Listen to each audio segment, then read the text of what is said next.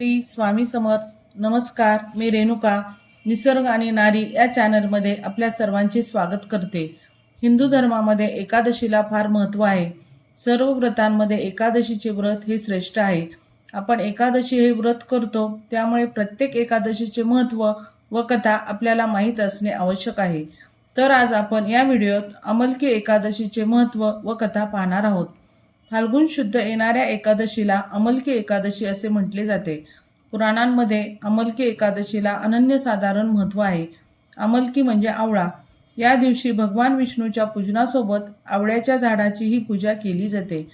शरद ऋतू संपून वसंत ऋतूचा आरंभ होळीपासून होतो. ऋतुचक्र आणि निसर्गचक्र या काळात बदलते. हे वातावरण दाहकतेकडे जाणारे असते. या वातावरणीय बदलाची आपल्या शरीराला सवय व्हावी यासाठी आपल्याकडील व्रत, परंपरा, पूजन महत्त्वाचे आहेत. आवळा हा भगवान विष्णूंना अत्यंत प्रिय असल्याचे मानले जाते. आवळा झाडाच्या पूजनामुळे गोदानाचे पुण्य मिळते अशी मान्यता आहे. तसेच आवळ्याचे औषधी गुणधर्म आणि उपयोगिता अनन्यसाधारण आहे.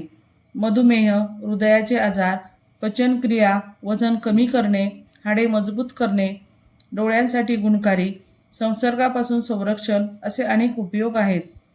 पौराणिक मान्यतेनुसार जे अमलकी एकादशीचे व्रत करू शकत नाहीत, त्यांनी व्रताची कथा ऐकून आवळ्याचे सेवन केल्याने लाभ होतो.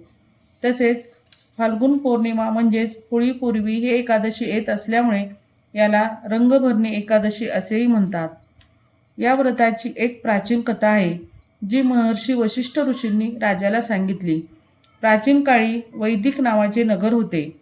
या नगरात नेहमीच वेदांचे पठण होत असे. या नगरामध्ये चैत्ररथ नावाचा चंद्रवंशी राजा राज्य करत होता. तो फार विद्वान व धार्मिक प्रवृत्तीचा होता. त्याच्या राज्यात कोणी गरीब नव्हते. राज्यातील प्रजा विष्णुभक्त होती. सर्व लहान मोठे व्यक्ती एकादशीचा उपवास करत होते. एकदा फाल्गुन शुक्ल पक्षातील अमलकी एकादशी आली. त्या दिवशी राजा व प्रजा यांनी आनंदपूर्वक एकादशीचा उपवास केला. सर्वांनी भगवान विष्णूची पूजा धूप दीप नैवेद्य यांनी केली. तसेच आवळा वृक्षाचे पूजन केले. त्या रात्री सगळ्यांनी जागरण केले. त्या रात्री तेथे एक शिकारी आला. आपल्या कुटुंबाचे पालनपोषण तो शिकार करून करत असे. त्या शिकाऱ्याला खूप भूक लागली होती. त्याला वाटले मंदिरात प्रसाद तरी मिळेल, या उद्देशाने तो आला होता. तो मंदिरात एका कोपऱ्यात बसून होता.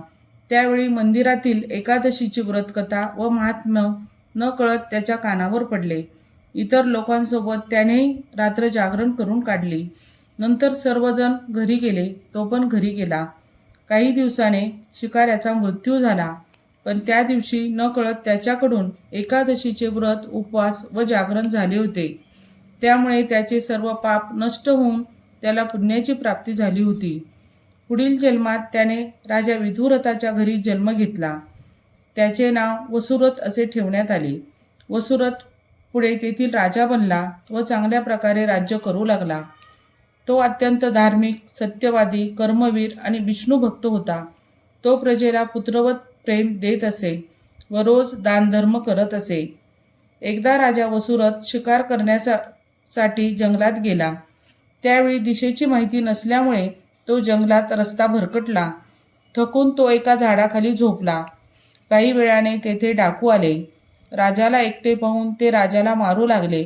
डाकू शस्त्राने राजावर वार करीत होते, परंतु ते शस्त्र राजाच्या शरीराला लागताच नष्ट होत होते व राजाला फुलांप्रमाणे जाणवत होते. देवाच्या कृपेने डाकूचे शस्त्र त्याच्यावरच उलट प्रहार करत होते.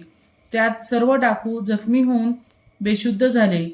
तेव्हा राजाच्या शरीरातून एक सुंदर स्त्री बाहेर पडली. तिने विविध अलंकार घातलेले होते. डोळे भयंकर लाल होते. ती मृत्यूच्या देवीप्रमाणे दिसत होती. तिने सर्व डाकूंचा वध केला.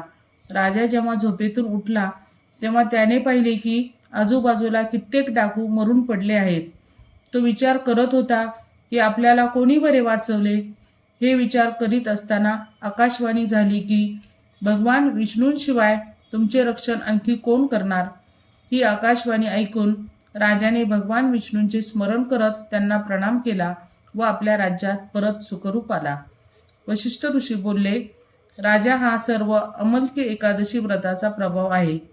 जो कोणी अमलकी एकादशीचे व्रत करतो तो प्रत्येक कार्यामध्ये यश प्राप्त करतो व शेवटी वैकुंठधाम प्राप्त करतो. माहिती आवडली असेल तर व्हिडिओला लाईक व सबस्क्राईब करा. धन्यवाद.